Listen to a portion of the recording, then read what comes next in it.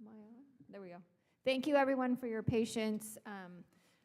It's a little unique tonight.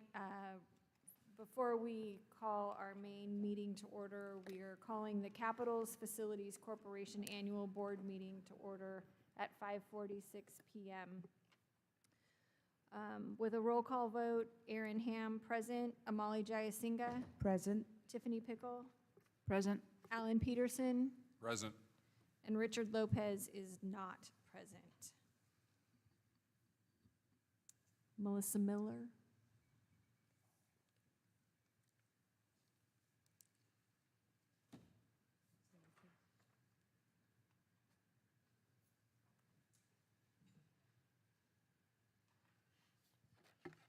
Good evening. On April 29, 1992, the district was considering the issuance of certificates of participation, also known as COPs, to enable it to construct an adult school on Childs Avenue. In preparation for that endeavor, the district formed a corporation to which it could lease the facilities being constructed through the use of COPs. The district has discussed the use of COPs to fund improvements to existing schools and to purchase school sites. State law requires such corporations to meet at least once annually. The district may wish to issue COPs in the future and use the authority of the corporation for such purpose. The nonprofit corporation should meet to comply with the state law. The previous designation of offices is as follows: President Aaron Ham, Vice President Amali Jayasingi, Chief Financial Officer Tiffany Pickle, Secretary Alan Peterson, Assistant Secretary Richard Lopez. The alternative is not to hold the annual meeting and to allow the corporation to lapse. This is not recommended due to the potential need for the issuance of COPs in the future. There is no identified opposition to maintaining the corporation.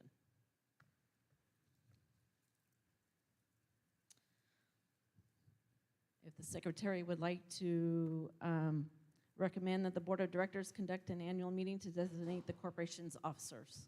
That's you, Alan. What?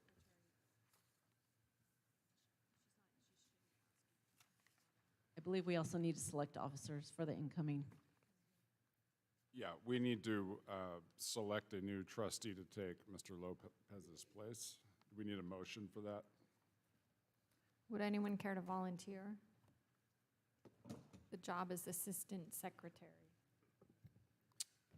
What does the assistant secretary do? I don't know, but you're the Chief Financial Officer. The job of the assistant secretary and all of us are to sit at a meeting once a year and have our names read from the microphone. That's literally the job. Madam President, I will volunteer. May we get a motion, please? I so move. Second. Great. Thank you, Mr. Coleman. Call for the vote then, for Mr. Coleman to be Assistant Secretary. Can we just do this by roll call? Sure. Aaron Ham, aye. Amali Jayasinga. Aye. Tiffany Pickle. Aye. Alan Peterson. Aye. Thank you. And I believe with that, we can adjourn our meeting at 5:49. Thank you, Melissa. Thank you very much.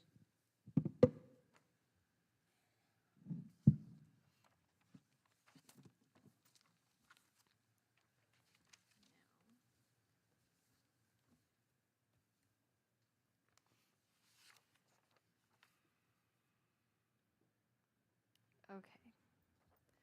With that, we will reconvene to open session of our regularly scheduled board meeting at 5:50 p.m. And we will start by reporting out of closed session on public employee discipline and dismissal release. Reporting out statement for non-reelected and released probationary and temporary certificated employees. In closed session, the board took action to issue a notice of non-reelection and/or release to 30 probationary and temporary teachers and 2 school psychologist interns pursuant to Education Code Section 44929.21B and 44954B, effective at the end of the 23-24 school year and directed the superintendent or designee to send out appropriate legal notices. The roll call vote was as follows. Trustee Ham, yes. Trustee Jayasinga, yes. Trustee Coleman, yes. Trustee Pickle, yes. And Trustee Valadez, no.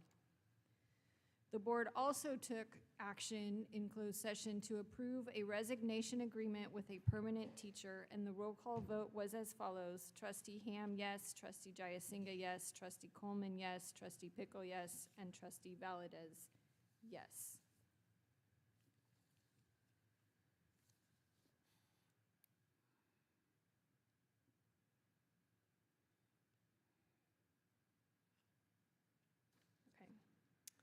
In closed session, the board also approved a settlement agreement in the amount of $3,508.96 regarding a claim for underpayment of wages filed by district employee Sandra Fairfield Beard. The roll call vote was a unanimous yes.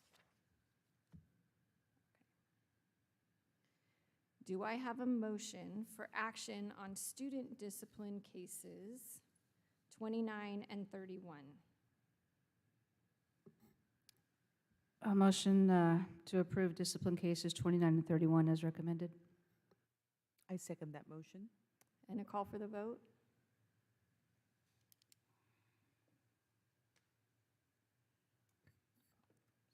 Leslie, I'm an aye.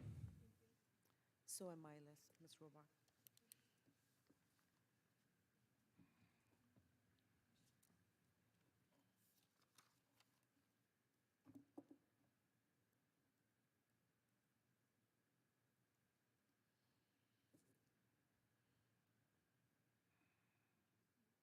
I was good, yeah.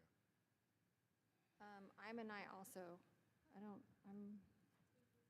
Didn't come up for a vote.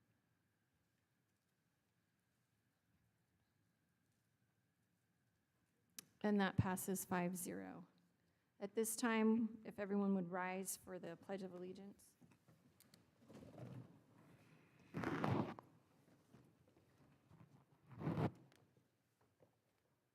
Ready, salute.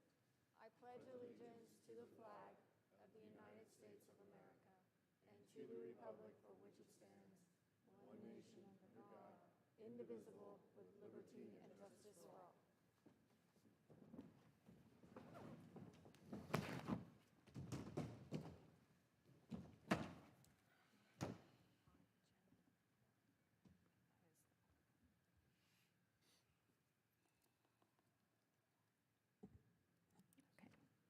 Thank you. At this time, can we get a motion to approve the agenda? So moved. I Second? second that. Thank you. Call for the vote?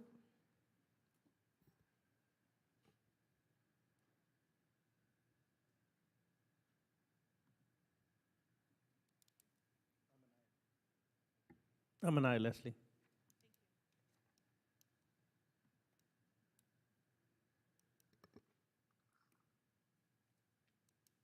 And that passes 5-0. Okay, moving on to our showcase. Mrs. Euchre.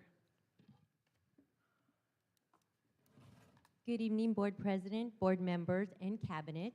We have very special guests here tonight. If I can have Mrs. Bettis and her students make their way down, they will be presenting on Buhat Colony High School, FCS, Family, and Consumer Science. We also have for you this evening Mr. Bliss and his wonderful students who had the opportunity to compete in National History Day. As soon as this group is finished, they will come up and they will do a short performance for you and talk about their experience.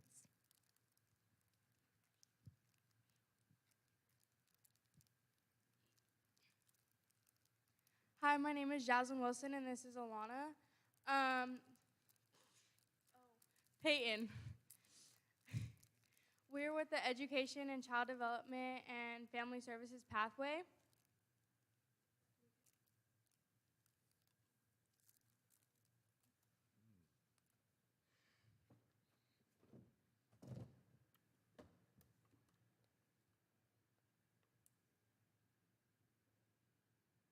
Okay, so our first class is child development. So in child development, we go over human development, early childhood, school age, and adolescence. We also go over language literacy, social, emotional, physical health.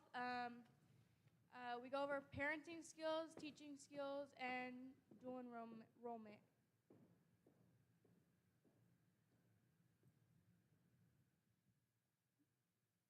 For health and family living, we learn and teach about human development ages 0 to 19, infant, toddler, early childhood, school age and adolescence, pregnancy and fetal development, relationships, parenting skills, teaching skills, health, nutrition, etc.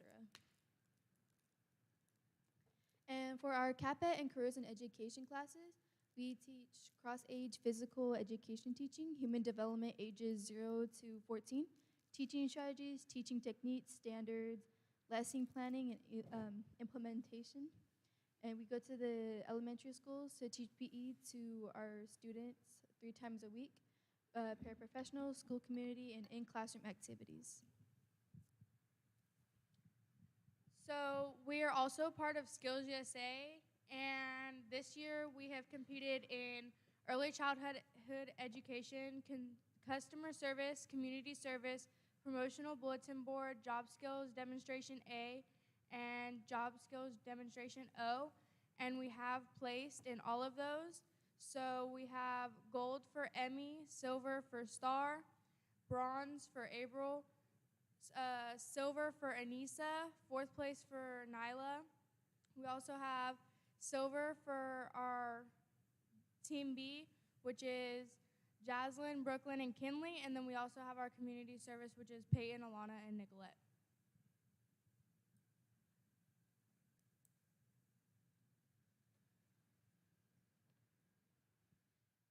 And on this side, this is just going over how we are going to state competition on April 4th to the 7th in Ontario, California.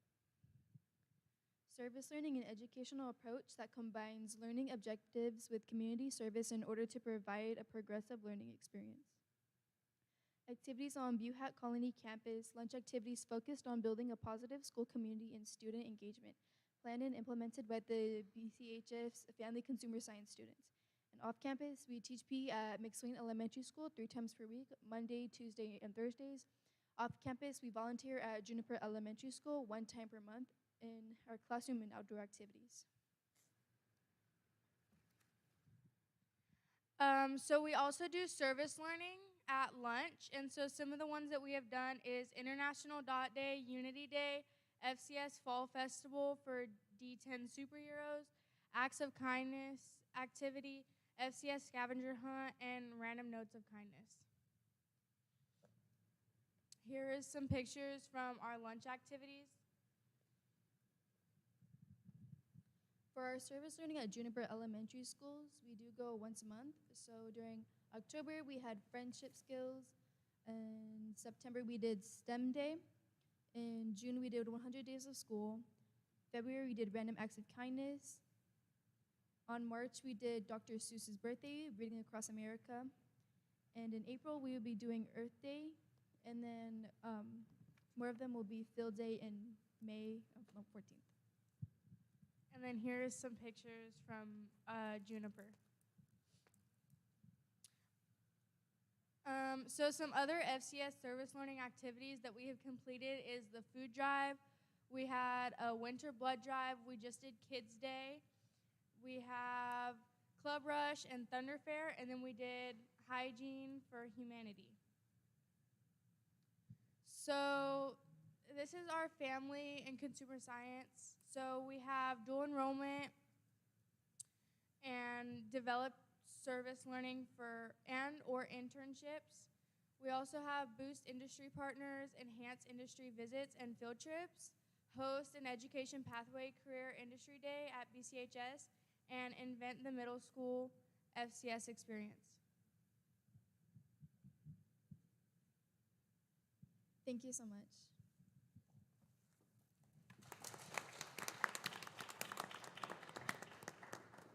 Now we have Mr. Bliss with National History Day, and we're going to put these boards up here so that you have an opportunity to see the boards they prepared, and then our students will do their performance right up here.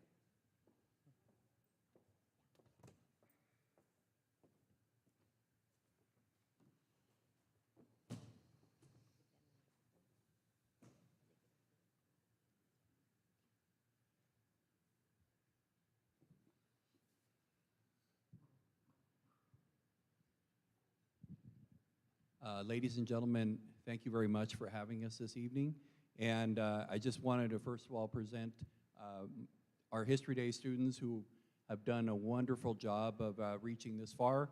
They competed both locally here at MUHSD Colony High School, and then they moved on to the county. And these are some of our champions who won gold medals at the county and will be moving on to the state competition April 19th, 20th, and 21st at Sacramento State University. Right now, Austin, Magnus, and Rose are going to be doing a performance, and it's going to be regarding the Magna Carta.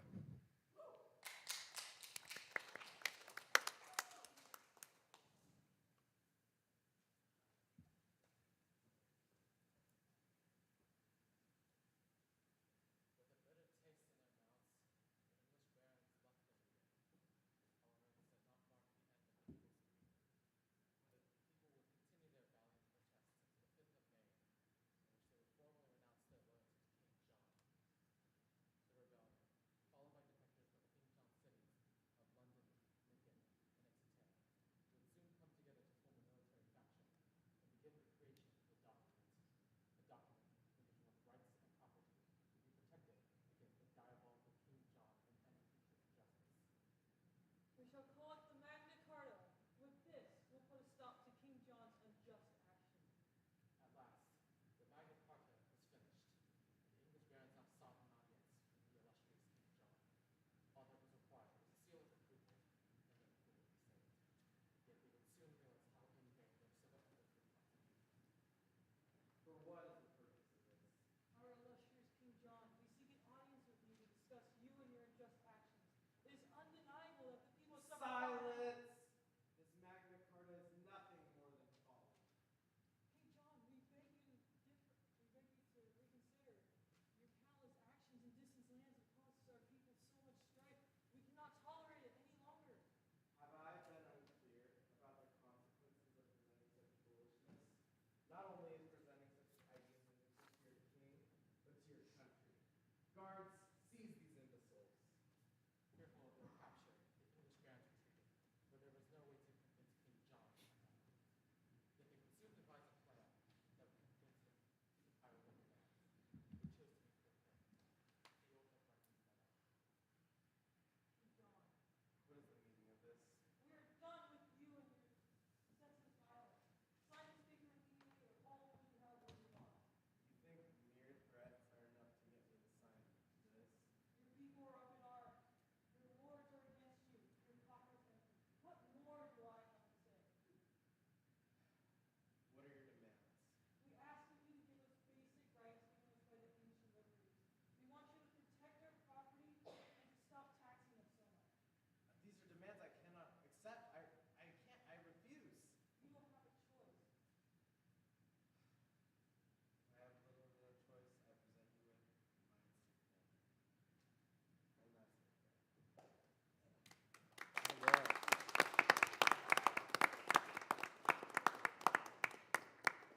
That's just one of the categories. Obviously, that's group performance. There are other categories, individual performance.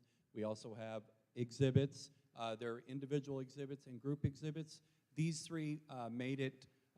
Two of them won golds, and one won a silver. They will all be advancing to the state competition. And we also have Jacqueline Alvarez, who's advancing to the state competition. Laylee Mello's advancing. Alex Zamaripa and Tyler Juarez and Jackie Deloa are all advancing to the state competition. And please give them a round of applause. They're amazing students. Thank you very much.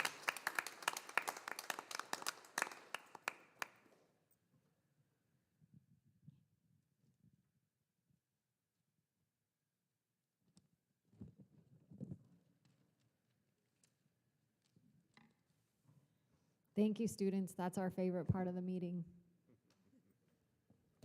So once again, board president, board members, and cabinet, the principal's report will be short and sweet. I want to thank the cabinet and the school board for trusting me to lead MUHSD Colony High School for the last 5 years. I would like to thank Susanna Candile, Greg McKinstry, Carrie Haygood-Floriano, Brianna Fulkerson, Elizabeth Davies, Mike Richter, John Bliss, Richard Marmolejo, Marcus Melgoza, and Danielle Morton for supporting me as associate principals these last 5 years. I was honored to serve the student, staff, and community for 5 years as principal of Buhat Colony High School. And I salute all of you and wish you luck as you continue on with Merced Union High School District, as I will be officially retiring this June.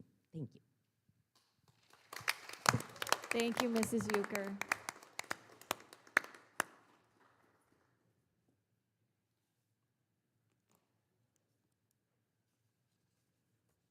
Mrs. Euchre, you won't get off that easy. We'll have a event for you in a couple of months, and a few others. Well done, Mr. Bliss. You've done a great job of bringing that history class to life. We will now move to the general public comment period. The meeting is recorded, and individuals addressing the board are asked to fill out a speaker card located.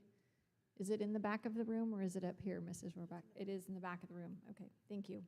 Complete a blue card to speak to an item not on the agenda and a yellow card to speak to an item on the agenda. Please return the card to the administrative secretary of the governing board. Individuals addressing the board shall be limited to 3 minutes each, with no more than 20 minutes per topic. During this portion of the agenda, the public is invited to comment on items which are not on the agenda, but are within the subject matter jurisdiction of the Board of Trustees. The board will take no action at this time, but may refer the issue for further consideration. Individuals who wish to comment on agenda items shall be provided an opportunity to comment after the staff report and before the board's consideration of that item. Individuals who cannot wait to address the board when the agenda item is addressed may make their comments at this time. We have several speakers tonight. Mr. Brad Haven.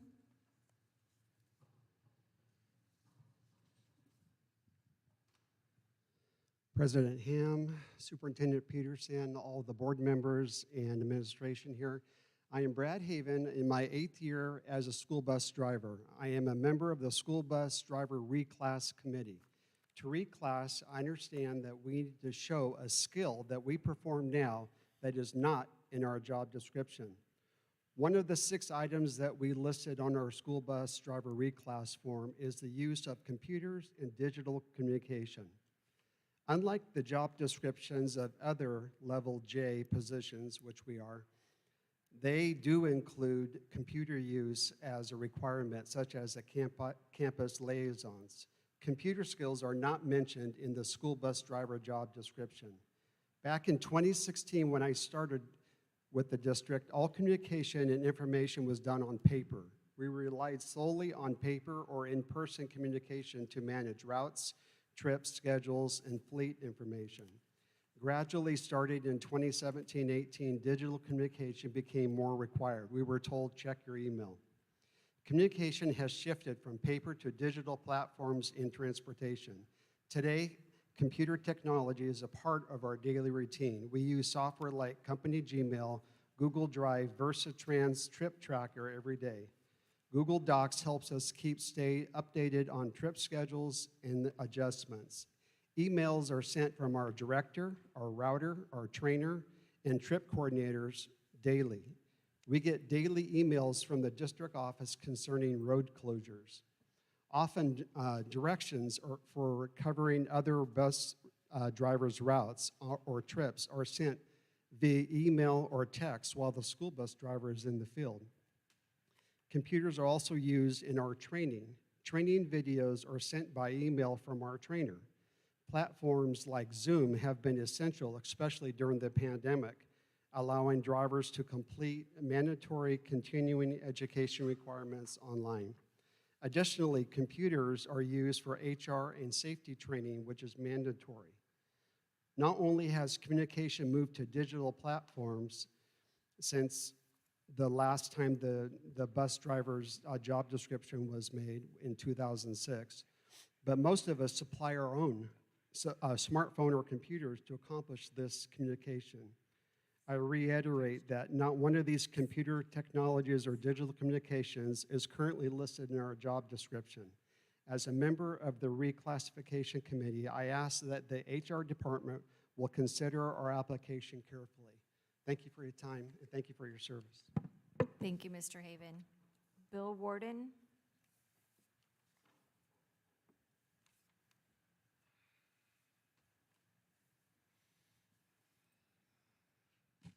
Good evening.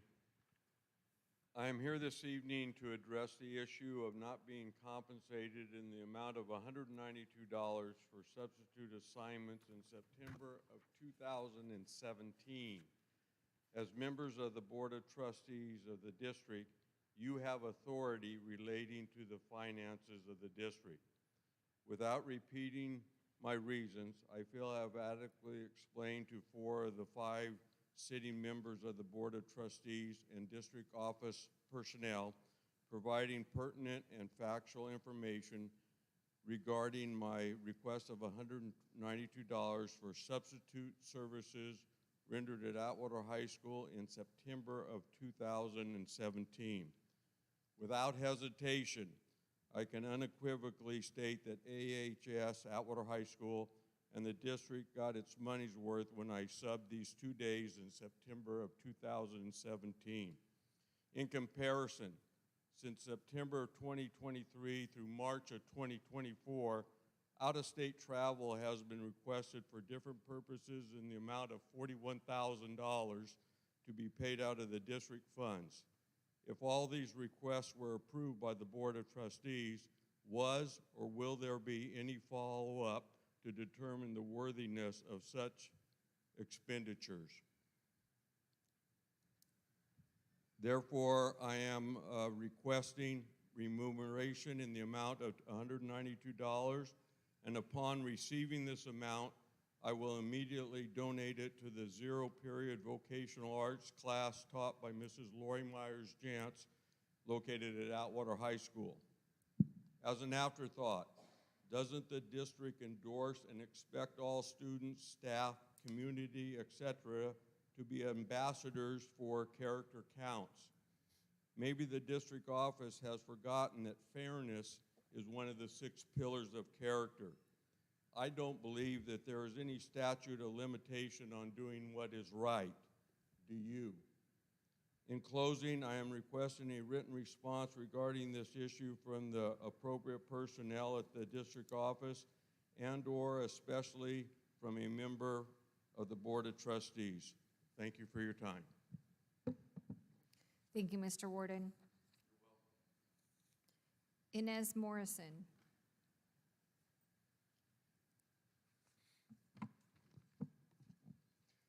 MUHSD Union High School District Board of Trustees, Aaron Ham, President, Alan Peterson, Superintendent, board members.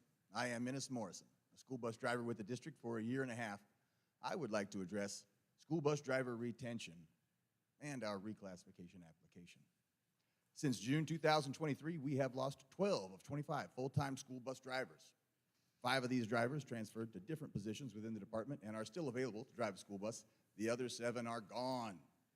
This constitutes an outright loss of 28% of our drivers and a positional turnover of 48% in 12 months. For comparison, the last job I held before becoming a school bus driver was a freight handler, a so-called lumper, subcontracted by McLean Pacific. It was a manual labor job that paid minimum wage. During the worst rolling 12-month period of employee retention, we lost 5 of our 27 workers, a 19% turnover. That an unskilled manual labor minimum wage job enjoyed better employee retention than school bus driving is surprising, even astonishing.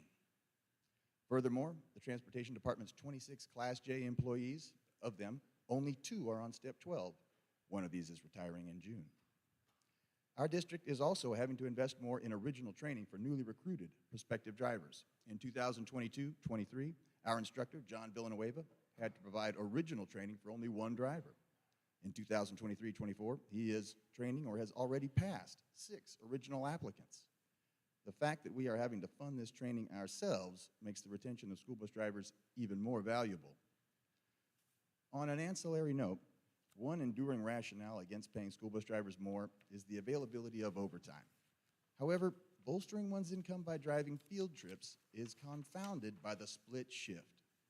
The split shift already entails an average of 10 and 3/4 hours committed to the regular workday for a school bus driver. The prospect of working overtime may be enticing, but the reality of committing 12 to 16 hours to the workday is exhausting. I'm a member of the School Bus Driver Reclassification Committee. There are specific criteria for reclassifying a position. Employee turnover is not one of them. Nevertheless, these facts and employment patterns augur toward the conclusion that school bus driving might warrant reclassification. My fellow school bus drivers and I thank you for your consideration. Thank you, Mr. Morrison. Friends of Sober Grad Night.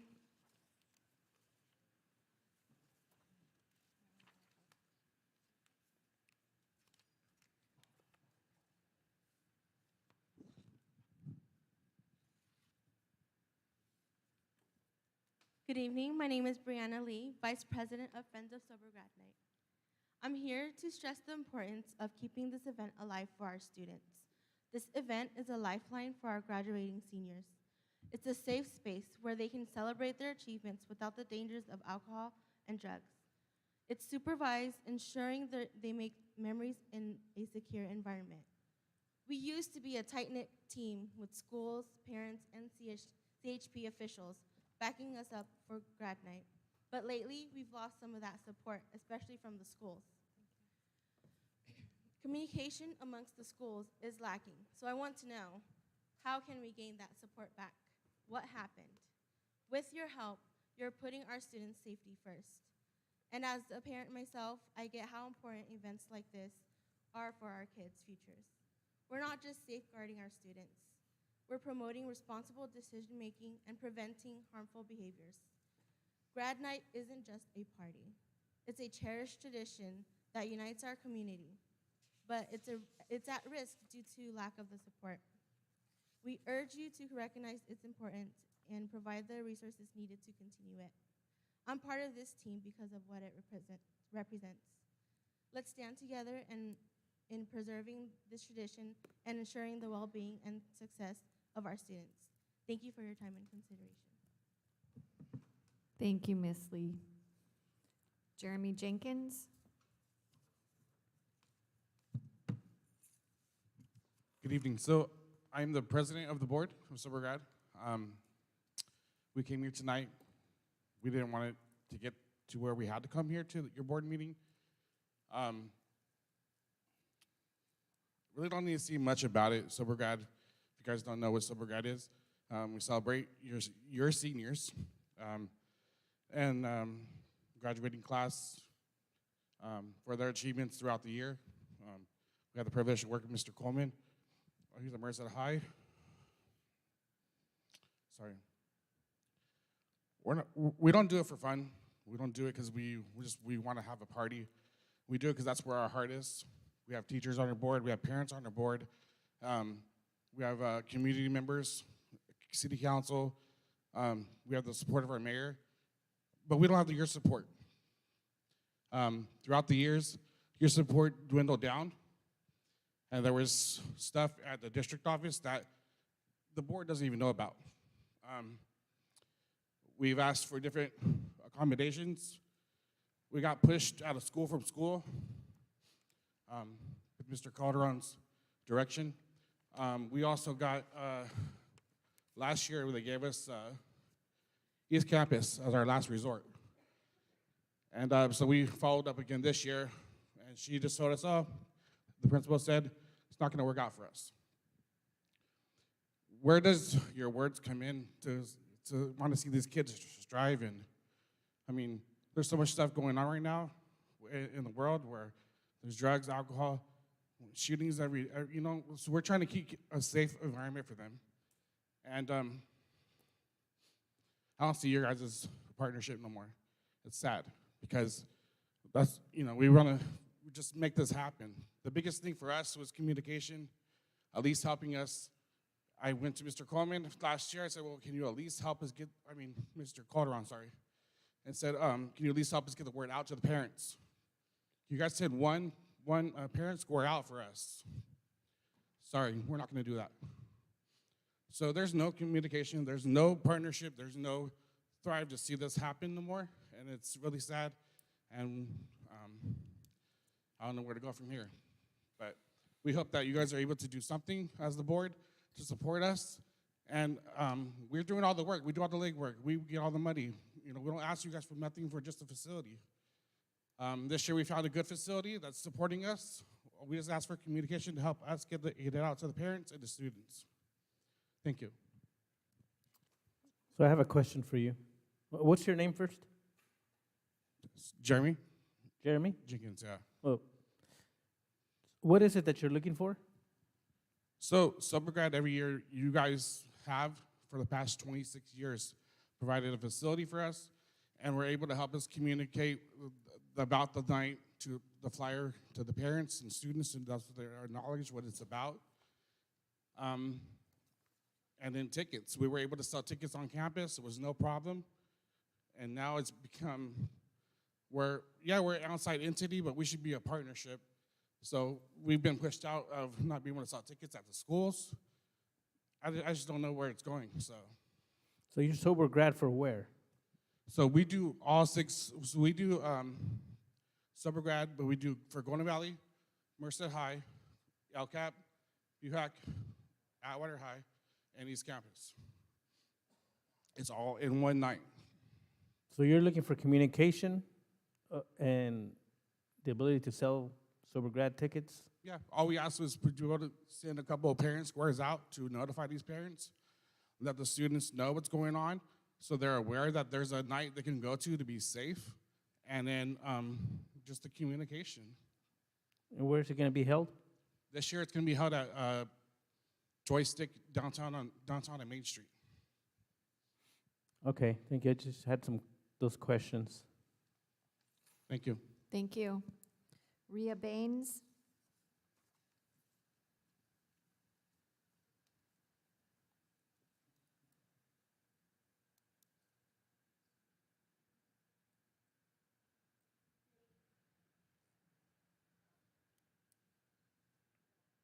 It should be.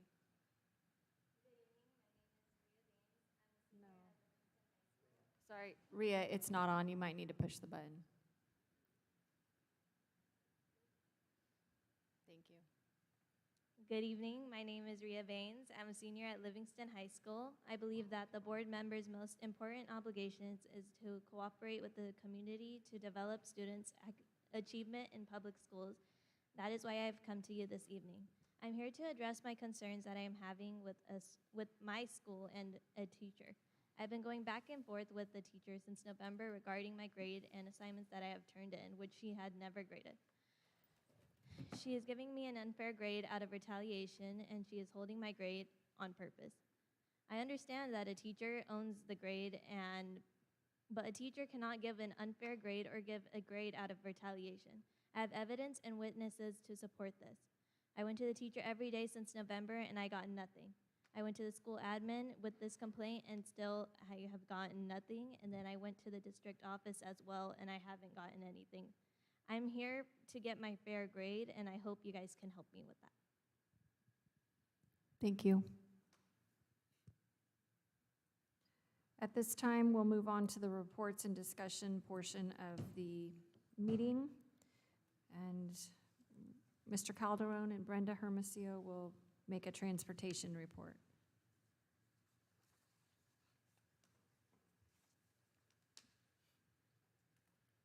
President Ham, board members, tonight you're going to find out everything you ever wanted to know about transportation. There have been a tremendous amount of changes for our transportation department. When I graduated from high school, there were probably 6 buses, and there were 3 schools. Today, there is a lot more, and I'm not going to steal their thunder. All I'm going to tell you is that our transportation department has kept up with the continued increase of our school district.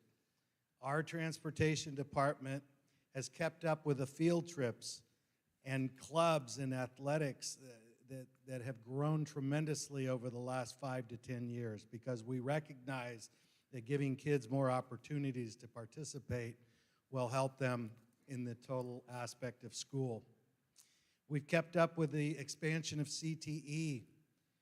Bus drivers are asked to drive shuttles back and forth from campuses to the sites where kids experience CTE. And finally, we've done something here in the last 2 years that we were never able to do because of transportation, and that's all of our schools were able to start at the same time. And when the state switched the time for high schools to start no earlier than 8:30, I remember asking Brenda, can you make this happen? Because nobody wants to go to school till 4 o'clock, and there have to be some 9 o'clock starts. And she said, let's work on it, and they made it happen. The bottom line is this about transportation. It's an incredible group of people, and they make the impossible possible every day. So to tell you more about it is the Director of Transportation and her leadership team. Thank you, Mr. Calderon. Good evening, Superintendent, Mr. Peterson, Board President, Mrs. Ham, board members, admin, and faculty. First, I want to thank you again, Mr. Calderon, for taking the time to allow us to do this today, and all the board members. I couldn't do it without the team that I have, from bus drivers to our admin to you guys as well, helping us get through this with the buses and stuff that we need. So to start off, again, my name is Brenda Hermosillo, Director of Transportation. My team thanks you for inviting us tonight, and we want to go ahead and get this going and begin the slide. I'm going to let each member of my staff introduce themselves, along with what they put down in their own individual parts of the slide.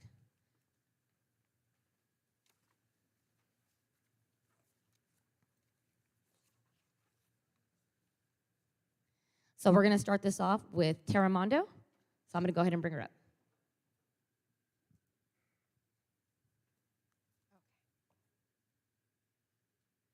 Good evening, Board. It is my pleasure to be here this evening with our transportation team.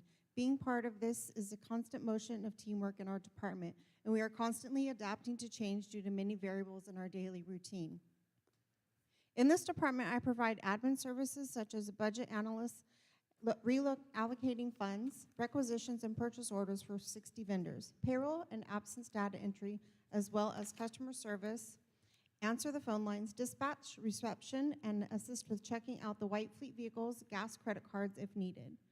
Please review my file at your convenience, and feel free to contact me with any questions or comments.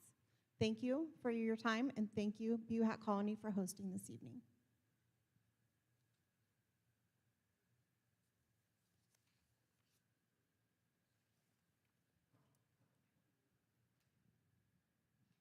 So we're going to start out in a day in the life of a school bus driver.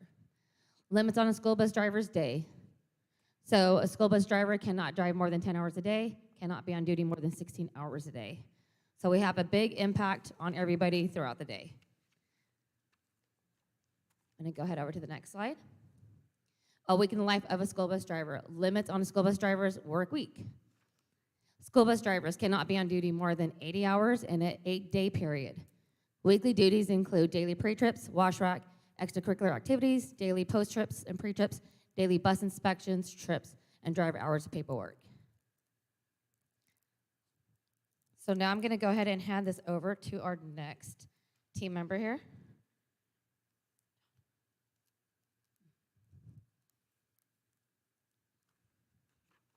Just real quick, 2023-24 school year, a bus driver transport team includes 27 route drivers, 18 substitute drivers. It's all broken up to 2 shops, 3 mechanics, 2 shop supervisors, 3 mechanics, 4 administrative staff, and 3 drivers in training. What's happening? I think it's going the wrong way here. I'm going the wrong way.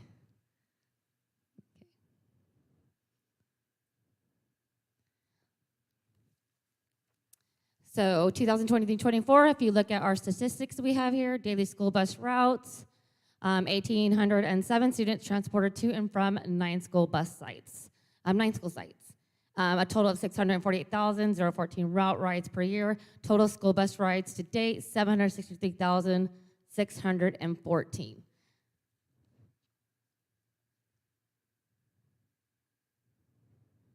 A day in the life of MUHSD transportation. This is just something you guys will be able to look at. We're not gonna have much time to do this, but it shows what a day in the life of a transportation helper, admin, or go through on a daily basis, including me and the shop supervisor.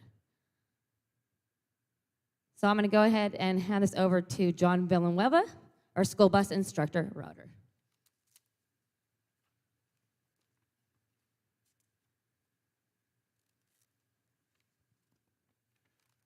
Good evening, Board. My name is John Villanueva. I am the school bus driver instructor for MUHSD Union High School District. I've had this distinct opportunity to serve since 2018, went to the academy in 2019, and came back successful with no restrictions. Currently, I am the liaison between 3 agencies that we work with. That's the California Department of Education Office of School Transportation, California Highway Patrol, and DMV. My primary function is to educate and equip a new driver and renewal driver. So if you look at my first slide there, you'll see original driver requirements on the left and renewal driver requirements on the right. So when I receive a driver, I get notification from Human Resources that a driver has been cleared to start training. And my job is to navigate them through the classroom curriculum. Sometimes I'll have multiple drivers at the same time, but in most cases, I have one individual. So it's really not even a classroom. It's in my office, I read, and it says a minimum of 20 hours, but most of the time it's about 27 hours to 32 hours because of all the new additions that have been put in place by CDE, the federal government, the Federal Motor Carrier Safety Administration. So inside each unit, there's going to be a unit test, and they cannot advance to the next unit until they pass that unit test. This is where I assess their abilities and aptitudes. And so once we're done with that, I help them navigate their tests requirements for their commercial licensing so they can go to DMV, get their CLP, which is a commercial learner's permit. And then once they're successful with that, we start the behind-the-wheel training. And while this is all taking place, February 7th of 2022, Federal Motor Carrier Safety Administration, ELDT, which is entry-level driver training, and I also am the sole manager of that for MUHSD. I have to input their test scores along with the state-required documentation, and this is all required for them to advance. And so now they're in the national database, and then we get into 7 skill levels in the behind-the-wheel training, and that too can range anywhere from 20 hours to 50 hours, depending on their ability. I've only had to turn away 2 individuals since I've been in this position, just because they just were not going to make it.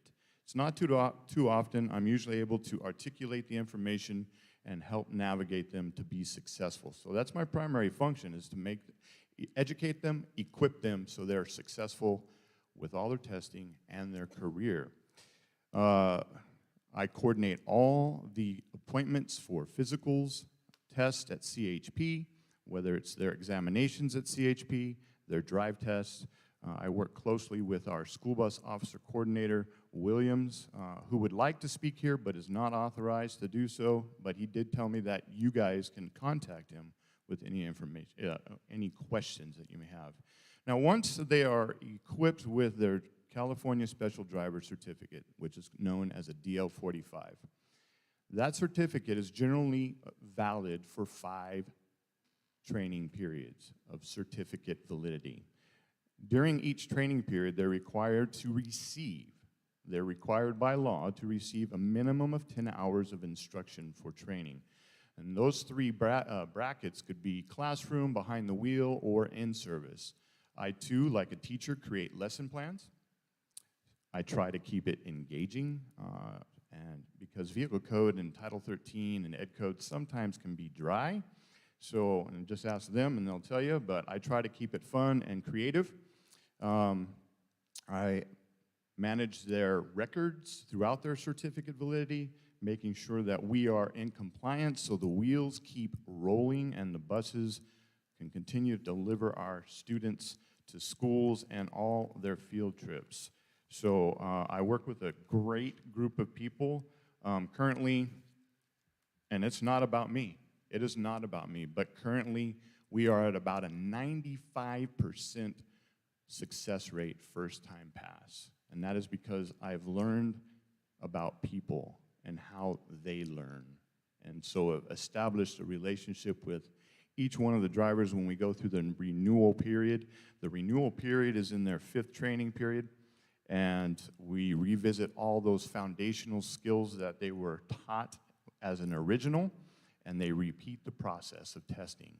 And that is setting up the appointments for the written examinations, making sure they've received the required classroom from the classroom units in the final training period, and then also the pre-trip and the drive test. And we're doing a fantastic job. On the second slide, let's see if I can navigate here, and I'll be done with you. The matrix is something that I would hand to someone who was interested in becoming a school bus driver. And if you look at the very top of the matrix, it'll say school bus and the vehicle code 545, which is your definition. And it's basically a general guideline and the process. Those numbers slightly change because of all the new additions in the curriculum, as I stated earlier. Along with training, I manage the EPN, the Employee Pull Notice System, and Brenda has been instrumental in assisting me in the last several months because I've been extremely busy training and also covering afternoon routes. I've driven approximately 160 hours from my work, from my primary function in covering routes this year. So there's many variables, and I want to end with this. It can take me anywhere from a month and a half, if everything lines up perfectly, with training, appointments, to get them from the start to the finish. But with all of our variables, it can take 6 months. Thank you for your time, and I appreciate you guys being here.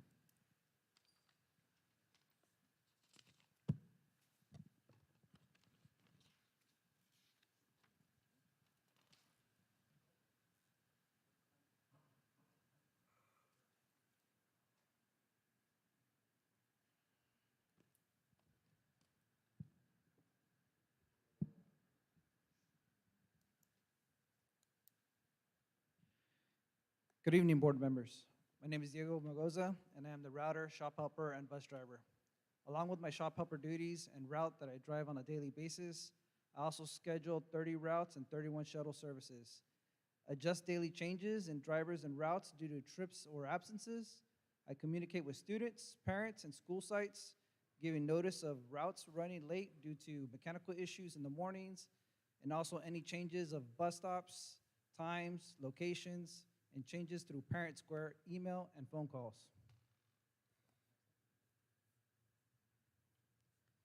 The routing software I use is Route Finder to create and adjust routes alongside with Google Docs that adjust school bus stops on the school websites themselves.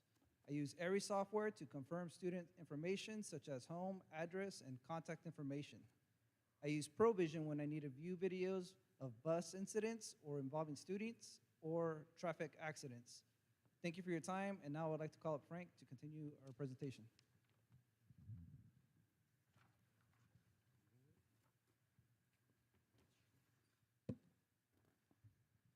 Good evening, everybody. My name is Frank Hodges. I am one of 2 shop supervisors overseeing fleet maintenance, repairs, and safety inspections. On a daily basis, we get our work order request forms. We have daily work orders that are assigned to mechanics at my disposal, inventory of parts, and ordering, which I'm also in charge of. We also have daily vehicle inspection reports, DVIRs, that are turned in by our drivers, which will focus mechanical issues, fuel mileage, services, reports, etc. I also manage the daily active bus list for each one of our drivers. If you'd like, I could give you a little bit more of a breakdown on that, but it's a little in depth. Along with that, I maintain all vehicle service records mandated by CHP to ensure proper protocol is being followed and buses are up to code for student transport. I also report to bus and vehicle accidents. And after hours, I am called for any and almost all mechanical breakdowns, SPAB checks on weekends as well. And our next slide, we're going to give you our fleet statistics. It's broken down between school buses, vans, trucks, etc.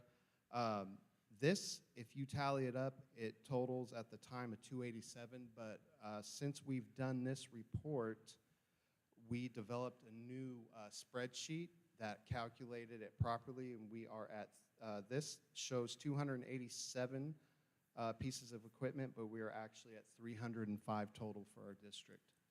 And next, we will pass on to Luke. Thank you for your time.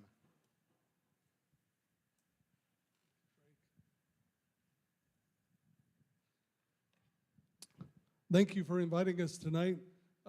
It's really encouraging to know that the board is interested in our department. My name is Luke Waters. I'm the dispatcher and the trip coordinator. Regarding my dispatching responsibilities, I provide radio assistance on a daily basis to direct drivers, mainly in the afternoon routes with routine situations and questions involving students and also emergencies. I utilize ARIES to gain student information to make sure our students are being taken to the proper locations and avoid any kind of dangerous situations. I coordinate with Diego, our route coordinator. Oftentimes, trips and routes are constantly crisscrossing one another. In my trip scheduling responsibilities as a field trip coordinator, I train our staff and also everyone district-wide who is inputting trip requests into our software trip tracker for field trip requests. I maintain a database from that enables us to create a PDF, which is actually in the report. I don't think I have a remote control, so if somebody could move that forward, then that would be great. I don't know. There's too much for me to share for time constraints. You have a supplemental report that will give you a step-by-step breakdown on how trips are received, trips are scheduled, and trips are assigned. And so I'll leave that to you to review that. I also maintain there's a PDF to where district-wide, anybody in the district can review what the travel schedule is. And of course, we schedule the trips for our bus drivers, and we've created a system of data where we track our drivers' hours, which you'll see.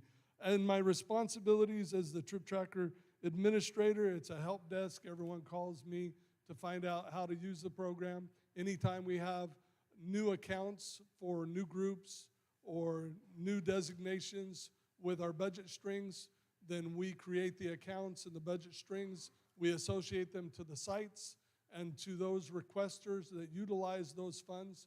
So then that way, the district on the back end can see where all of the transportation funds are being distributed. With that, I'll turn it back over to our director, Brenda. And once again, thank you very much. If you have any questions, we're always more than happy to answer. Thank you, Luke. So this concludes what we have for you guys. Serving our district, again, would not be possible without your support. So thank you for inviting us today. So if you could, again, please review the binder that was provided to you and feel free to reach out to any of our members of our team. We would be more than happy to serve you. If you would like to come and spend time with us in our department, you're always welcome. Again, thank you for letting us demonstrate. Thank you. Thank you all very much.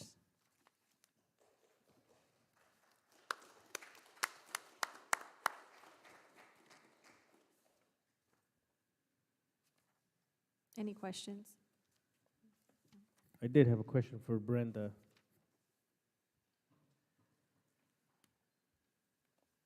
So Brenda, what would you say your department would need the most, or what would make your department work better?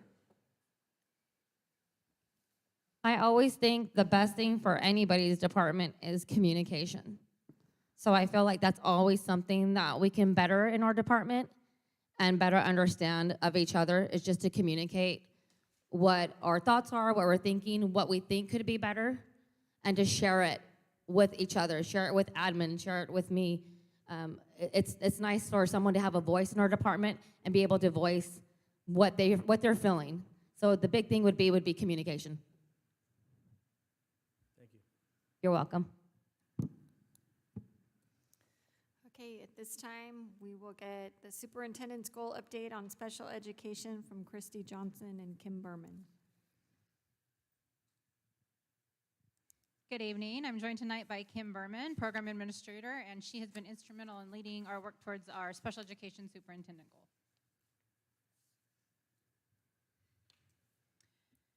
So we had 4 parts to our special education goal. The first one is to develop a learning skills curriculum with common lessons by grade level.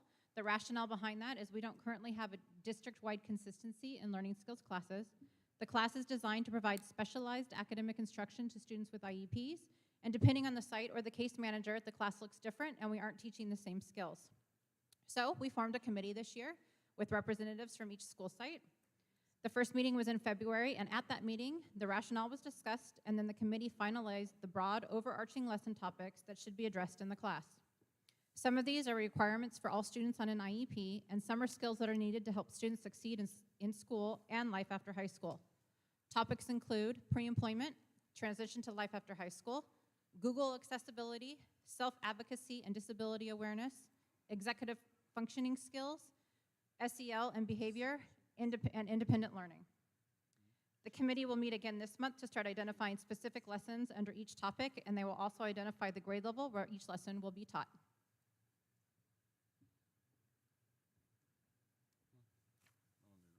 Good evening, President Ham, board members, Superintendent Peterson, Cabinet, and Mrs. Rohrbach. I have been assisting in the goals as they relate to professional learning and the instructional side of them. So with co-teacher implementation, we started early in the fall, organizing a professional development opportunity that contained 2 parts. We trained 44 co-teaching teams over the course of 4 half days. And that included pieces of co-teaching that are essential to the classroom, like the different co-teaching models that can be represented and utilized in the classroom, as well as core teaching competencies and, most importantly, look-fors. What does a co-teaching classroom look like? That's important to know. After that, one of our co-teaching consultants that Christy and we partnered with, they are called 2Teach. We had 2 consultants come out and help us with that training. One of those consultants then became our coach, so she moved from the presenter and facilitating model into a coaching role.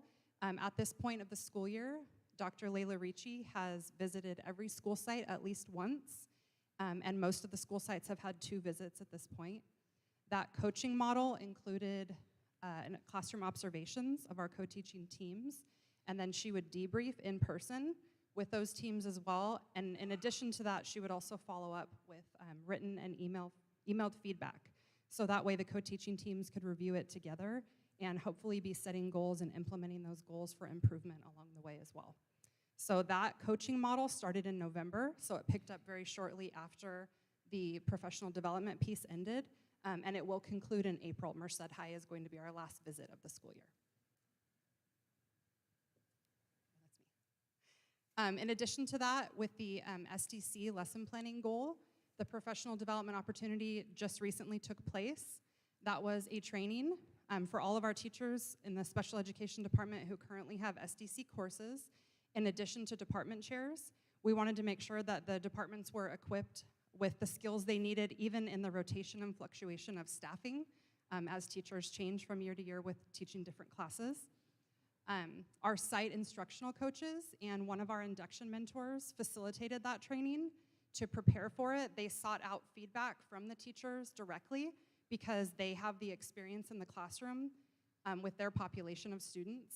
They gave a lot of feedback regarding what they would like to see, and so I do believe it was collaborative in that way. Our coaches and mentors did a great job facilitating that day. It was a collaborative environment, and we talked about some Things like managing student behaviors. We talked about the function of behavior, which is super essential. When students display a certain behavior, there's a root cause behind it. There's a reason. And when you can identify that, there's a certain set of skills you can apply to really meet that student where they are. The coaches and mentors also provided engagement strategies and collaborative planning time. And at the core of this particular day, what was really vital for us to communicate is that we often provide training on the curriculum itself, but this went beyond just the curricular platforms and the textbooks. This went into the engagement piece. What are the pedagogical strategies that can be applied to really engage students and again, to meet them where they are? Mrs. Berman, if a board member was to visit a co-taught classroom, what are the look-fors? What are we looking for where, you know, it would tell them that everyone's doing it, you know, to fidelity?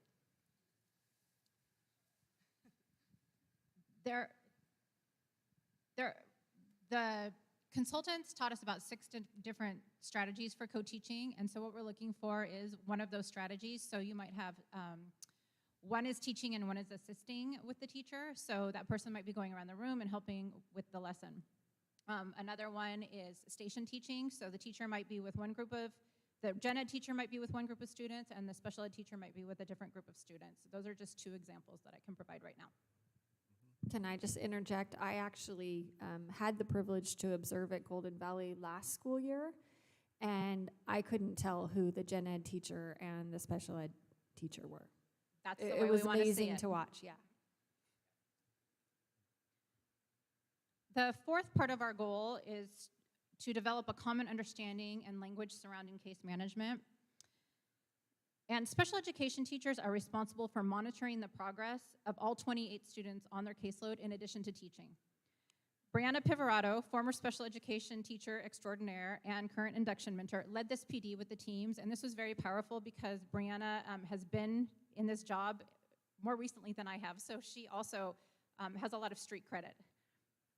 She led the PD with the teams. It was held at various school sites and at our summer institute, and by doing that, we were able to get all teachers into this professional development. The PD was interactive, and teachers were able to apply what they learned to develop routines and procedures for case management, as well as to create a schedule of tasks that need to be done to be an effective case manager. In addition, they worked on identifying how to help a student or to develop an intervention when a student had a need. For instance, if a teacher has a student on his or her caseload who is struggling to get to school, the teacher left the professional development with a plan on how to implement an intervention to get that kid to come to school. The goal of the PD was to teach caseload managers how routines and procedures help with efficiency of time and to have them examine and brainstorm when they need to intervene to help students be successful. The feedback received about this PD was very positive, and teachers have asked if they can do more activities like this in the future. So that's our update, and unless there's any questions, we are done. Thank you, ladies. Now we'll move on to Dr. Weimer, School District Unification or Reorganization.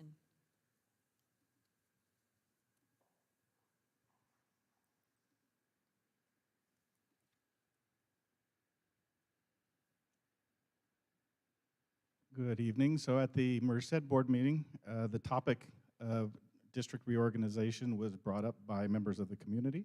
So we have a quick presentation that kind of explains what that process is if you were looking at reorganizing within the county.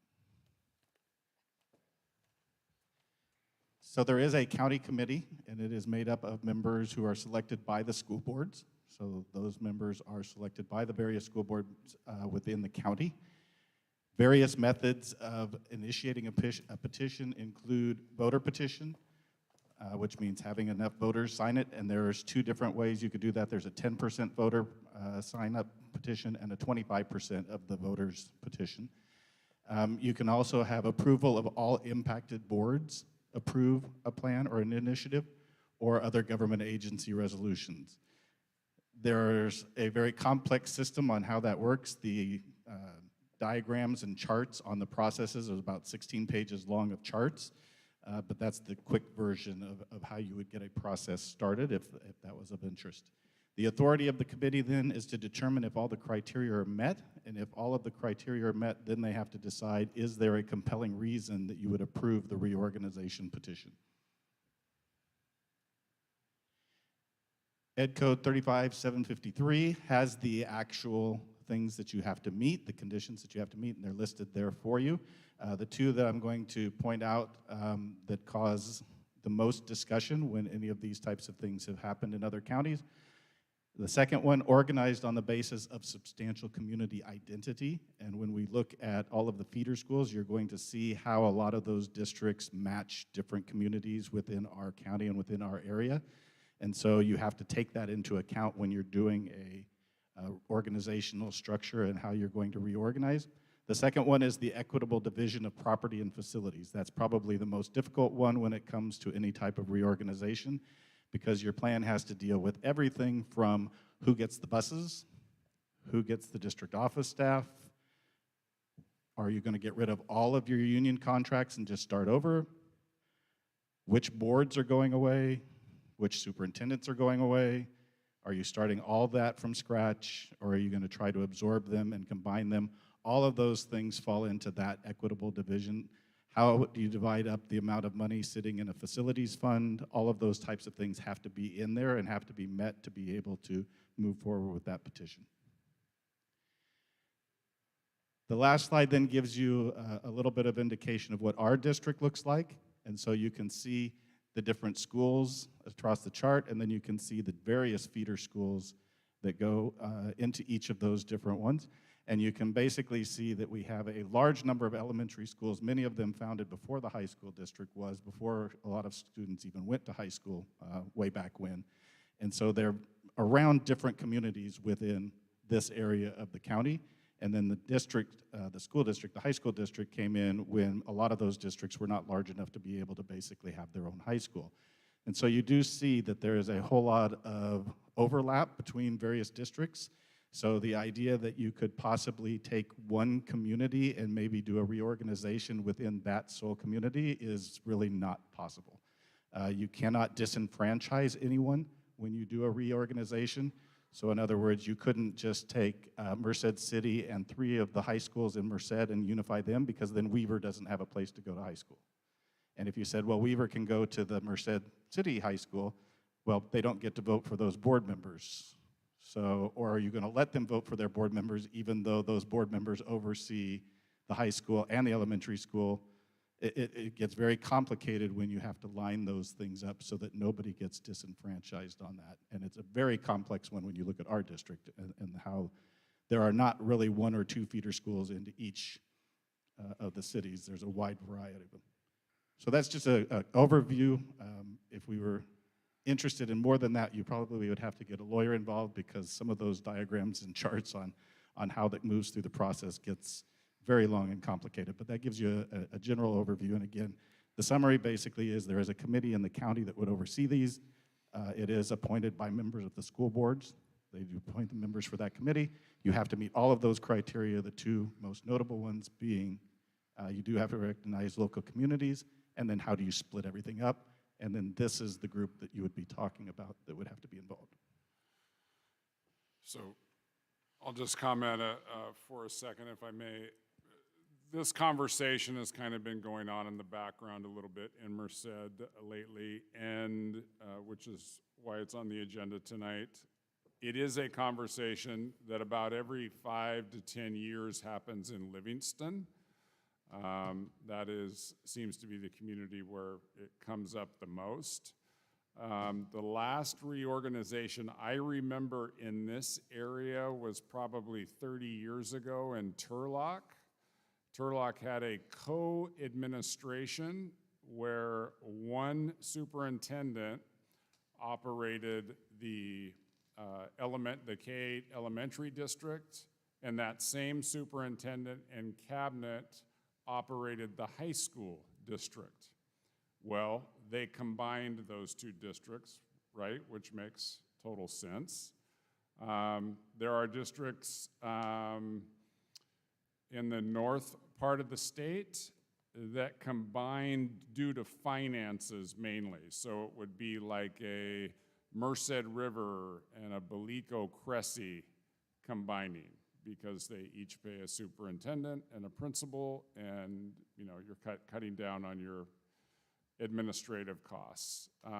So when things go south financially in the state, this conversation comes up a lot more.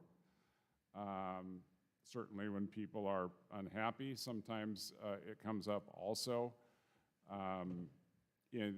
Just a reminder, we have 12 feeders, and they all very much have their own identity.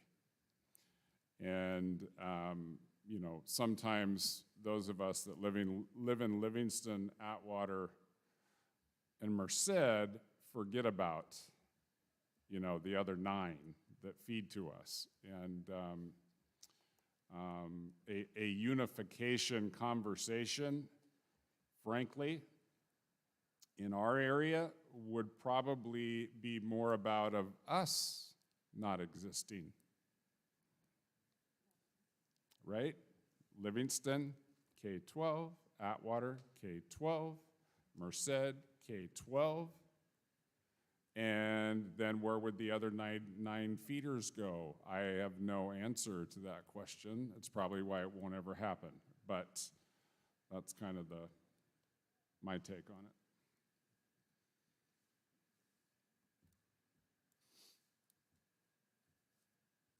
You have questions? Go ahead. No, ladies first. You're good. You're fine. Go ahead. Is there any support for this here? I am definitely in support of it. I realize that it's very complex, and yeah, I don't know how you make this work, and it does seem like Livingston, Atwater, and Merced make sense, and then how you deal with the other 9, I don't exactly know. The reason I'm in favor of it is because I feel like since I've been a trustee, math has been an ongoing concern, and despite many different things that have been done, new curriculum, efforts at working collaboratively with the K-8 districts, it seems like we're getting worse, not better.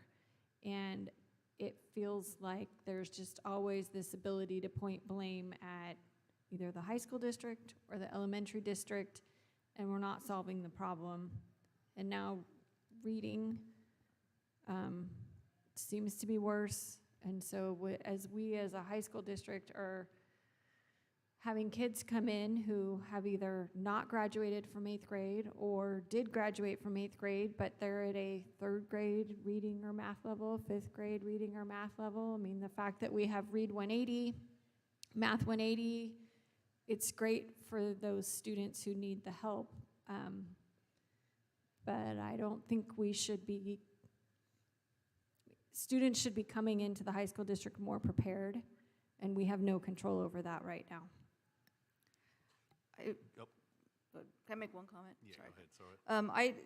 I just want to say I am not in favor.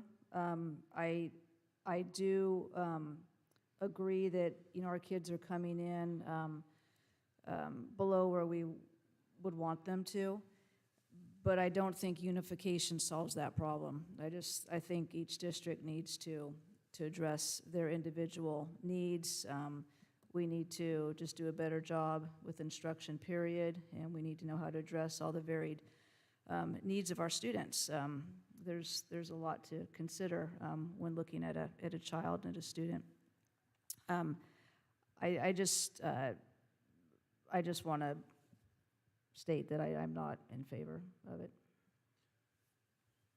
I'm gonna also say the same. I'm not in favor, but there are strategies and ways that we can work with our feeder schools. Now, the largest feeder school out there does have some leadership challenges that I think if they get the right person in, will help their academic question. I'm going to throw this out, Mrs. Ballinger, and I don't know, I'm not asking for it tonight or anything like that, but is it possible that we could look at data from, when was our last CST, like 2014, 2015? Somewhere in there. Yeah, right, and then looking at how our students did on that last year of CSTs and where we are right now. Because I think an idea would be, and Mr. Peterson, correct me if I'm wrong, but we could have a conversation about vertical teaming. Maybe that's a possibility of working with our feeder schools to make sure that the needs that we need when they get to high school are being prepared. Is that a thought? Possibly? Yeah, no, I couldn't agree more. We work very well with Livingston Union. We work very well with Atwater Elementary. And there's the vertical articulation, while not perfect, it's pretty good. With a handoff from one district to another, we can always improve it. We definitely have to work on our relationship and the expectations and what we need from each other with Merced City. There's no doubt about it.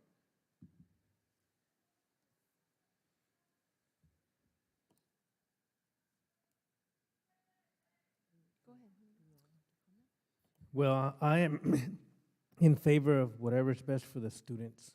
So if breaking up Merced Union High School District would be best for the students, then we do that. If the way it is right now is best, then we stay the way it is. But we would really need some input to really make a decision on that. So it's whatever's best for the students. And just to be clear, for anyone watching or anyone in here, this is a report, and we're just talking about the process and the background on how you would do this and answer those basic questions. We're not talking about actually moving forward with this. I realize everyone's giving their opinion, and they're welcome to, but I just don't want anyone to think that is the road we're going down.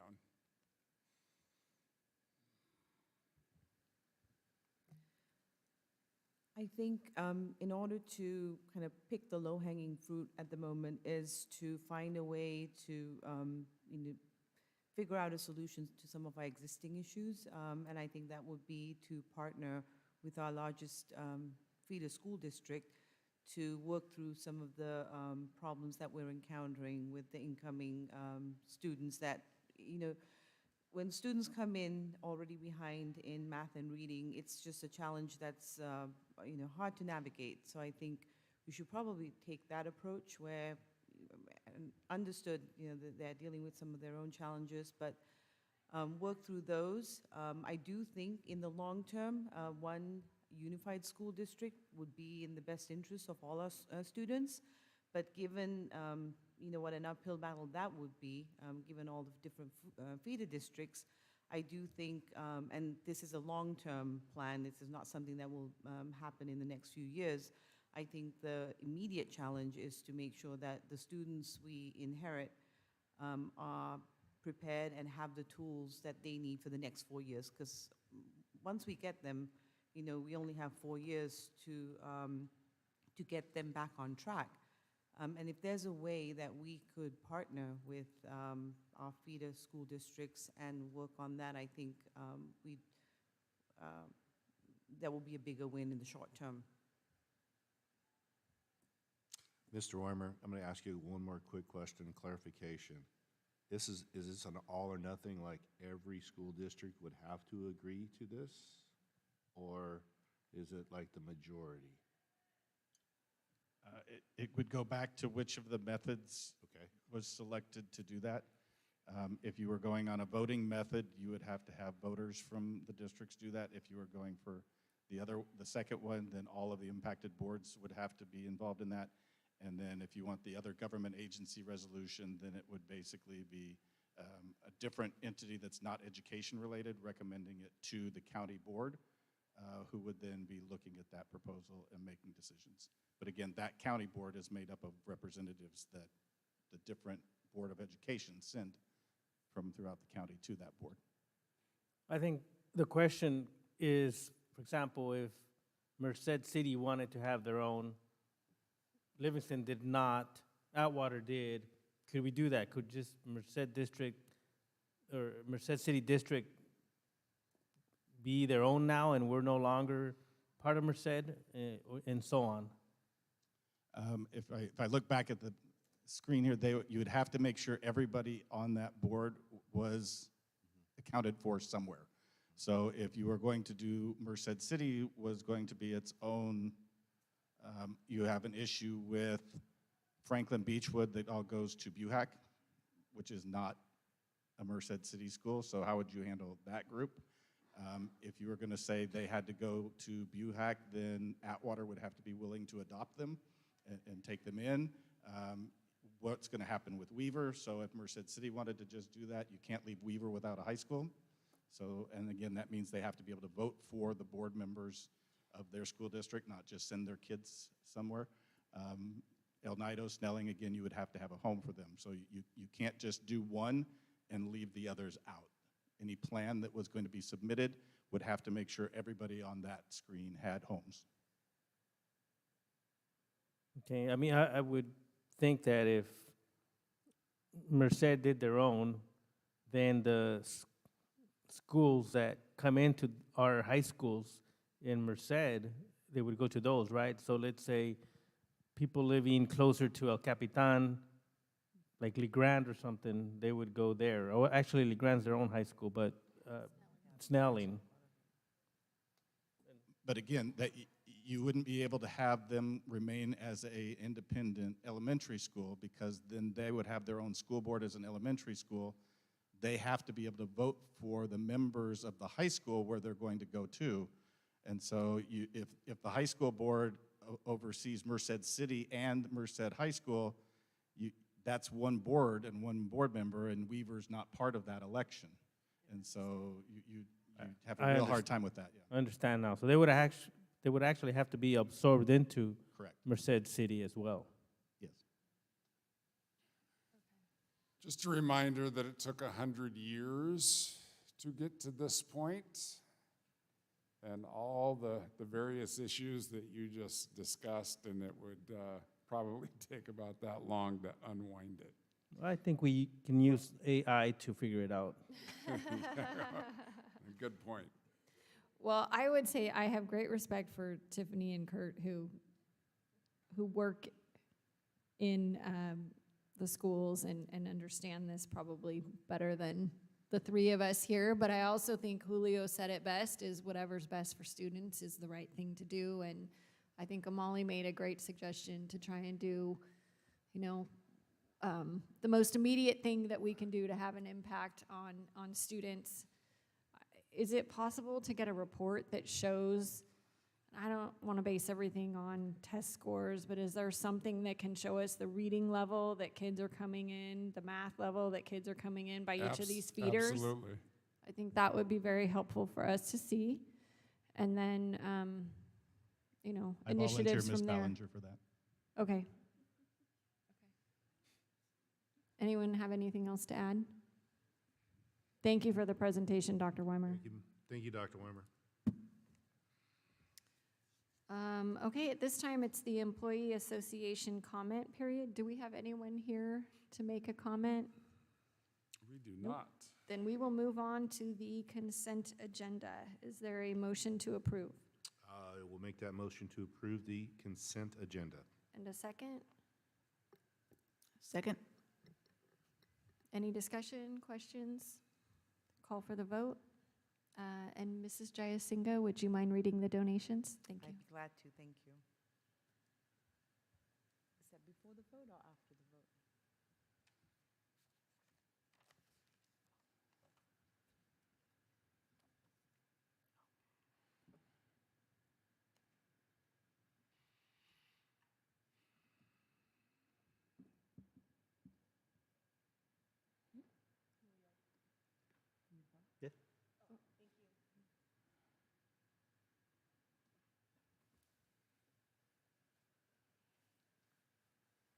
And the motion carries. So on behalf of the Board of Trustees of MUHSD, I'd like to thank the following donors for their generous donations for the month of March. For Atwater High School, Jan L. Alves Trucking to be used in the drama department. For Merced Adult School, we have donations from Educational Employees Credit Union, Central Valley Regional Center, and Jennifer L. Maddox. For Livingston High School to be used for scholarships, a donation from Rebecca Jackson, and to be used towards construction trades course, a donation from Kelly Moore Paints. For Merced High School, donation towards the Eddie Guerrero Memorial Scholarship from Christine Magsale. Thank you, everyone. We appreciate your donations. Congratulations, Assistant Superintendent Johnson. Would you like to come up to the podium and say a few words?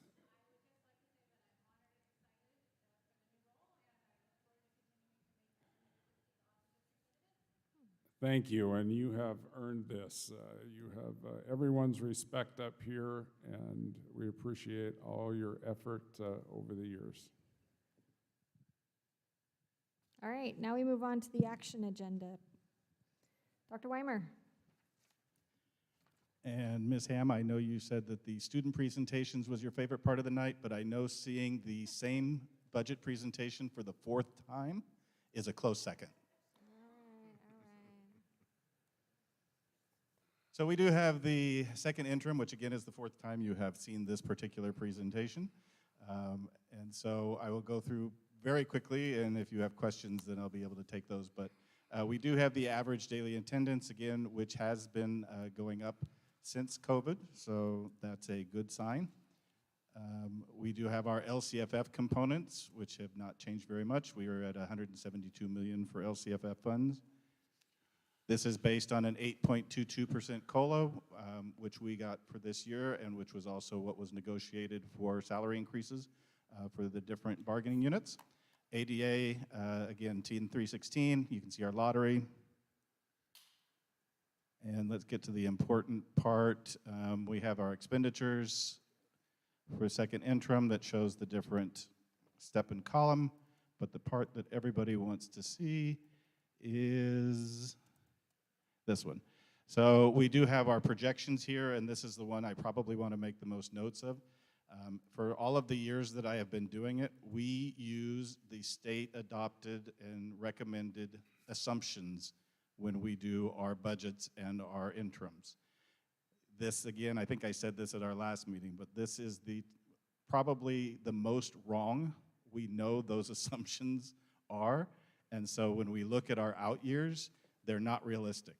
When we bring in the budget for the June meeting, we will have a variety of scenarios for you so you can see a few different ones, because we know some of the things in this are just not right. For example, they're saying that in 25-26 there's a 3% COLA. Well, we're pretty sure in 25-26 there's not going to be a 3% COLA. So those numbers on the out years start to look a little bit rosier than they really are. Because that assumes that we're getting a 3% COLA, which is about a $6 to $7 million increase in income, and it doesn't have anything in there for negotiated salaries. So we know both of those things are probably not true. One, that we're going to get away with a 0% negotiation in any given year, and that we're going to have a 3% COLA, which would give us $7 million. So if you start looking at that right off the bat, you take that $27 million down by $7 million, and you're talking about being under $20 million, which is historically where our ending balances used to be, which was between the $16 and $18 million range. So we will have better projections, and they're not projections, it's what the state uses in their budgets. But when we get the May revise, we are expecting to have a much more realistic set of numbers, so we will be looking at better out years when we do the June presentation. Then we do have our other funds. And again, we go through this each time. The adult school is through the consortium. Child development is the money we put in for the CDC program at East Campus. Cafeteria, nutrition services. It is nice to see large ending balances there. We have been supporting that through the LCAP and other one-time funds for a while now. If we start to see ending balances like that, we might be able to reduce the general fund contributions that we're making to be able to provide free meals for everybody and still be able to provide that service. So that is a good positive sign that we're seeing that ending balance growing a little bit. Pupil transportation and equipment, again, those are for buses, and we will be needing some of that probably within the next 5 to 7 years as we have to consider our transition to electric buses, since you're not going to be able to buy diesel buses in California anymore. So we have some money in there that will be able to help with that. Deferred maintenance always needs money for roofs and HVACs and all of those types of equipment. You're going to see the building fund down 105. That is the bond, so you're seeing very little money left in that, which we're running out of time. We have to get rid of that since we did the refinancing of the bond. They don't like you to have that money in there for more than 3 to 4 years, so that money is almost all spent.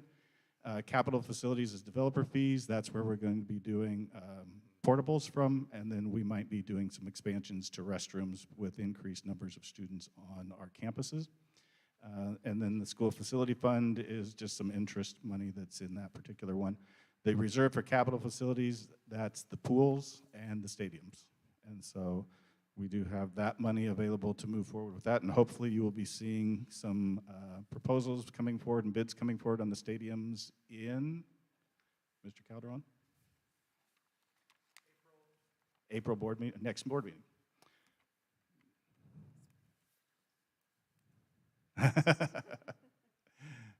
Between April and May. So one of those two, hopefully we will have some bids for you for the stadium projects.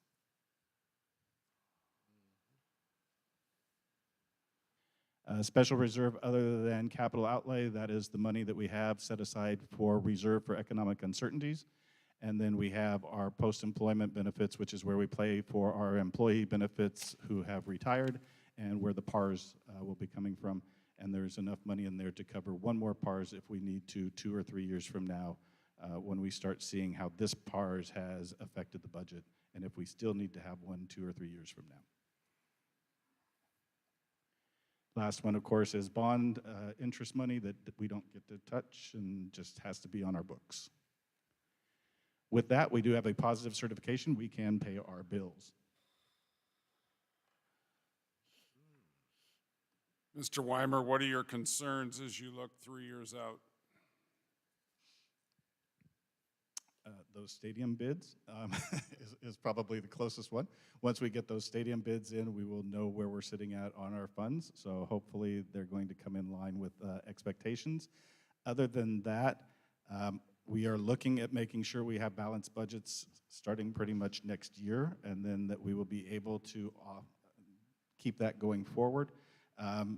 Whenever we have a year with no COLA, that is a difficult year for us. So we start to have to take money out of the general fund to cover the step and column increases, which is about 1.5%. So 1.5% of $200 million is almost $3 million that we have to identify. And if STRS or PERS goes up, then we have to cover that as well. So in years where we don't have COLA, we still have automatic increases that we have to cover. And so we have to make sure we can offset those going forward. And then the other one would be, as we come back to a balanced budget, making sure that we have ways to take care of our basic needs that are not the fun things that people like to talk about. It's nice to talk about a pool, and it's nice to talk about a stadium. It's not fun to talk about a sewer line. It's not fun to talk about an electrical box. It's not fun to talk about a lot of those things that we need to make sure in our aging campuses are taken care of, and that we have a certain amount of money put aside each year to be able to keep those functioning properly. We have not had that for a long period of time in this district. We're getting close to where we're having it for some of our areas, but not all of them. And so getting those last pieces in there so we know what a realistic budget is to be able to do those and still provide the services that we want and are expecting for our students. Thank you. I am not worried about what you read in the newspaper every day about everybody having to lay off a whole bunch of teachers and a whole bunch of staff because they hired wrong during COVID years, or they are in declining enrollment to the point where they have to let people go. I'm not worried about either of those two things. And our ending balances we're comfortable with, right? We're still above our average? Yes. Okay. Thank you. And with that, the superintendent recommends the Board of Trustees approve a positive certification, adopt the proposed revisions to the general fund budget as submitted, adopt proposed revisions to the various other funds of the district submitted, and accept the criteria and standards summary review. Is there a motion to approve? I'll make a motion to approve. Oh, sorry, I'm all you. Okay, I so move. I'll second. Call for the vote. Any discussion, I guess? Call for the vote. Thank you.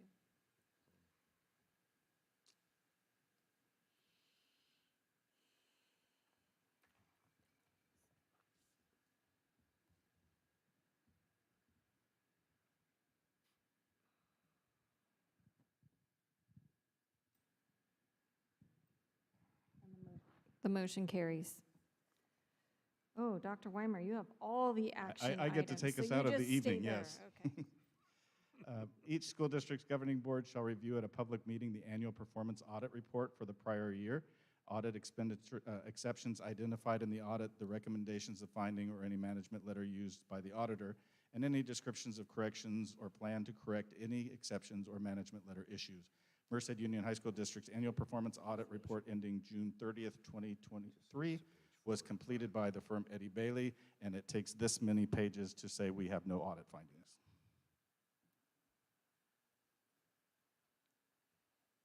And with that, the superintendent recommends the Board of Trustees accept the annual performance audit report ending June 30th, 2023. Is there a motion to approve? I'll make that motion to approve the audit findings. And a second? The audit report, we have no findings. I'll second. I have a question, though, just on the last page where it lists the board members. Should it be the current board members? It should be the board members of 2023. Okay. Thank you. Any other questions, discussion? Call for the vote.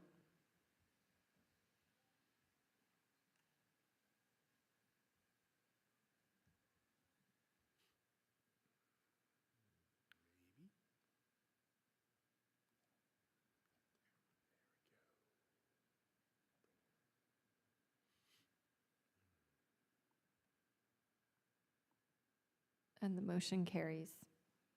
Dr. Weimer. The home to school transportation reimbursement was implemented by Assembly Bill 181 and amended by AB 185. It provides reimbursement funding for school districts and county offices of education based on the prior year's eligible transportation expenditures and prior year local control funding formula, transportation-related add-ons. The plan must be adopted by the school district's governing board on or before April 1st each year and is reviewed during the LEA's annual audit. There were no changes from last year's. Ms. McCauley presented the report last year where we had conversations with different government agencies where we're providing services and working with them to provide services to special populations, most notably foster youth and homeless youth who are within the 2.5-mile radius, which we do not cover with our current transportation. And so there are no changes from last year's plan. It is the same, and the superintendent recommends that the board adopt the MUHSD Transportation Services Plan. Is there a motion to approve? So moved. And a second? Second that motion. Any discussion, questions? Call for the vote.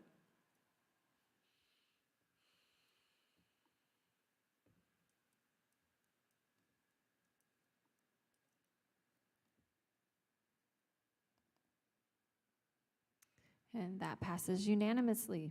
Dr. Weimer. The Merced Union High School District currently has an option to purchase property adjacent to Highway 99 for a CTE facility.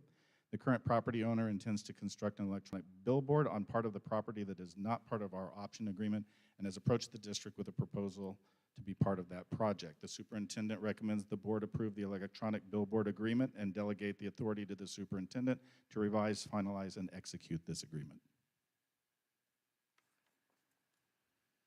Is there a motion to approve?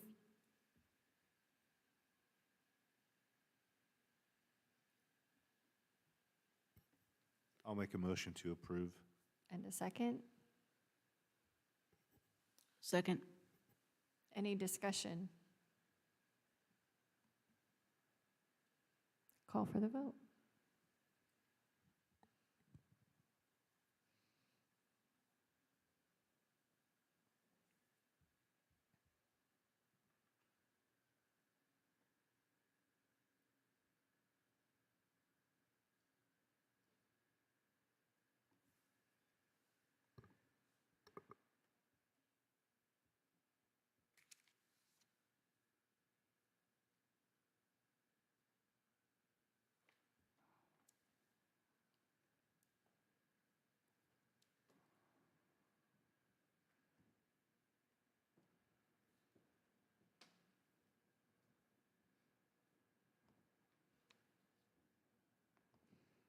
And the motion carries.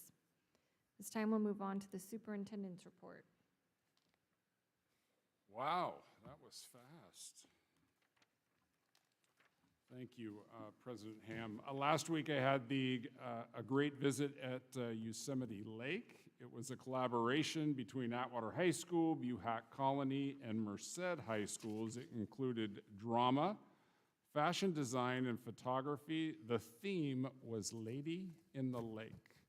And Julianne Aguilar and her fellow teachers did an outstanding job highlighting our students' skills. Just phenomenal work if you were able to see some of those pictures.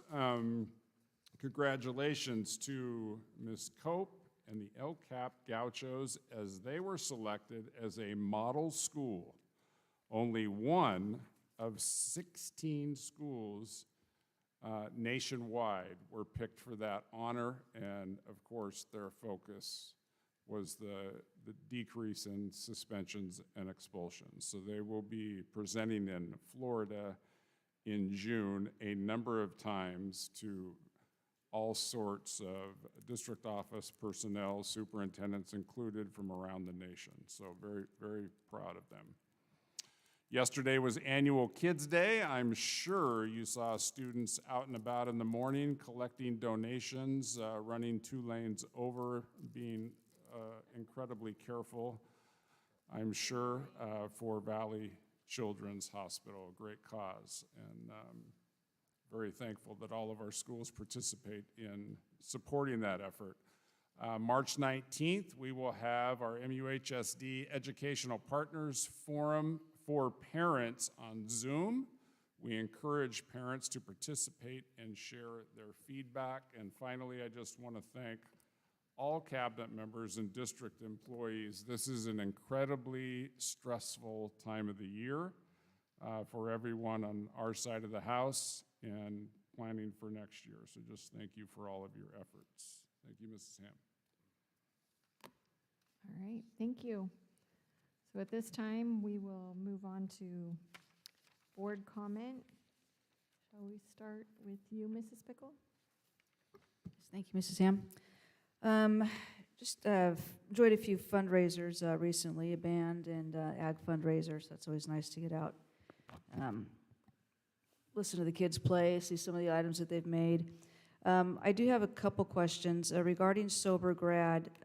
What activities do exist at each site, and who sponsors them? And it's maybe just, you don't even have to answer now if you want to get back to me. I'm just kind of curious outside of this organization. What activities, Sober Grad activities, exist for the various sites, and then who sponsors them? And the drivers, there was something mentioned, I don't remember the exact verbiage that was used about funding their own training. I just want to clarify and make sure that all the training, certifications, exams are occurring during school hours, during work hours, or they're being compensated for anything outside of their work time. Yes, that's correct. It's during the work hours, and if it has to be on a Saturday because of the driver's schedule, they are compensated for coming in Saturday. Thank you. Thank you, Mrs. Sam. Mr. Coleman? First off, Christy, congratulations. We go way back. Christy taught, I don't think we team taught, but we shared a classroom, and it's great to have you coming on board. I really enjoyed that history presentation. Learned a lot about King James and the Magna Carta today. That was awesome. I've spent last Saturday at the Livingston High School athletic fundraiser. That was a good time. And again, spent some time on a pool deck watching Merced High and UHAC at a swim meet. So I try to get out and about when I can. Mrs. Jarasinga? Okay, congratulations, Mrs. Johnson, on your new role. I know you'll do well, and I wish you much success. Mrs. Euchre, thank you as always for hosting us, and thank you for your service to MUHAC High School as well as MUHSD. Enjoy your retirement, you've earned it. I do hope Mr. Nunes is taking good notes on what kind of candy to to have at the table for our board meetings. As far as participation, I had a chance to join the WASC meeting at MUHSD High School recently and attended several athletic events this season, as well as a parent workshop at El Capitan. My congratulations to Principal Cope and El Capitan on their recent award. Thank you. Mr. Valadez. Yes, once again, thank everyone for what you do and those who come and voice their opinions as well. I don't know if the question was answered, but do these drivers have to pay for their training? No, they do not. Okay, thank you. Also, we had requested information on the pay and so on, some type of report information on how they get paid and what they get paid. I have not seen it. I don't know if other board members got it, as well as for the substitute teachers. That went out on the pulse, I don't know, right after the last meeting when it was requested, but we can resend it. Okay, and we had also requested that when people come up and do comments, to have some type of reply to them, whatever the reply is, and then just copy the board members, so we know that at least they were given an answer, no matter what the answer was. I'm not sure there's consensus on the board for that. You'd need to give me clear direction on how you wanted me to handle that. It used to be done, and then it stopped, so. Do we want to comment on that? You were going to talk tonight about why teachers and, why staff and trustee emails are not on our website. Oh, yes, yeah. And maybe this is part of that to some extent? No, well, okay. So Merced City, let's see, probably 18 months ago, is that right, Cheryl? A year and a half ago, a year ago? Yeah, their district, what's the correct term? Had a cyber attack. And at that time, we did all we could to mitigate that on our end, which included taking all staff emails off the website and all your emails also. And so Mrs. Ham had emailed me this week about that. There are a couple of options for the board to consider, and one is having a link. Actually, why don't you stand up and explain the two options, please, Cheryl?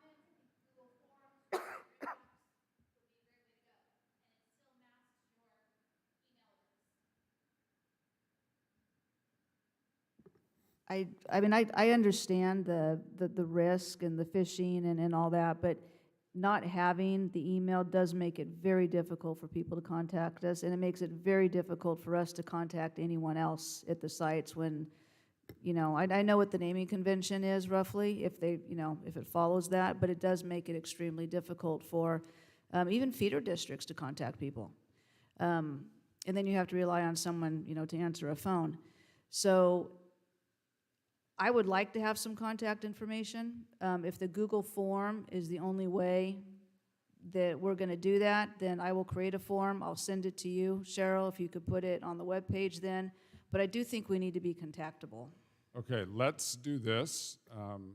Let's have a report on this and discuss it thoroughly next month, and we'll bring options to you. Thank you. All right, then I'll finish my thing. So just congratulations, Ms. Johnson. Ms. Euchre left, but thank you if you're going to listen to for your service. And like you said, you're probably going to do something for her, right? For our retirees, principals, and that fella down there on the end, Mr. Calderon, yes. Mr. Valadez, would you repeat your request? It wasn't for you. Good answer. It's for a party. Good answer. It was about sub pay for bus drivers and one more thing. Sorry. Now I forgot. I got distracted. Oh, right. it was the substitute teachers. Bus drivers. Bus drivers and substitute bus drivers and the substitute teacher pay as well. Okay.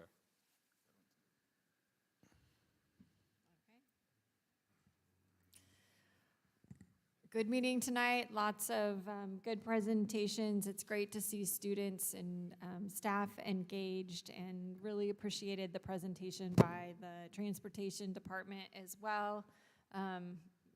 It's wonderful, all the events that everybody is getting to. My favorite one this month was to see Fiddler on the Roof, which was a community production, but the students from Atwater and Merced High's construction trade programs built the set, and they got a lot of props. And then to see pictures of, you know, hammer swinging dudes having the opportunity to go see live theater was also pretty neat. So thank you to staff and students. Hang in there. We're almost to spring break. Thank you, Mr. Nicholson, for all of the hiring that you're doing right now. And I'm just really proud to be part of a district that is pushing forward and making things better every day. So thank you, everybody. We are